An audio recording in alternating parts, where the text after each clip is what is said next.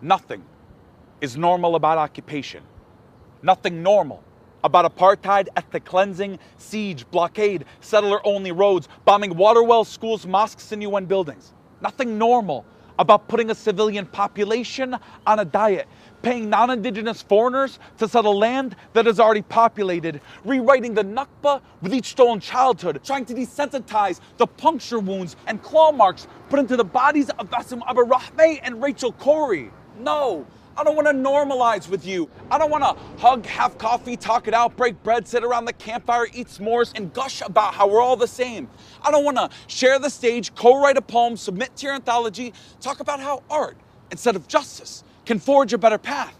I don't want to indulge your amnesia about a glorious past. Have a therapy session on two sides with equal grievances. The only thing barren is your moral capacity, blooming a settler colonial state with appropriated culture. I will not fight for your privilege, nor will I seek to normalize it.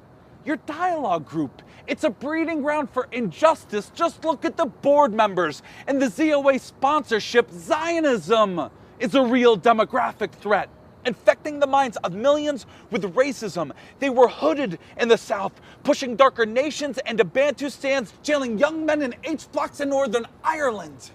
In case you missed the hint, I don't want to pretend all is okay, or that bombs dropped on Gaza don't have the manufacturer, the pilot doesn't have a nationality, or Shimon Peres is any different than Avigdor Lieberman. It's not just the occupation, stupid.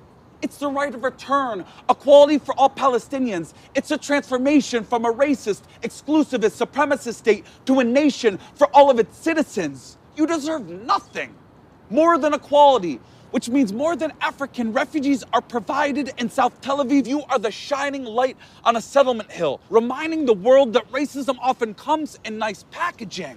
We don't give the Sudan $3.1 billion a year in military aid, don't have preferential trade agreements with North Korea, don't call Iran a democracy. You're a proxy for empire, a 1950s ethnocracy in 21st century clothing. Yes, you're singled out with aid, weapons, and UN vetoes in your favor.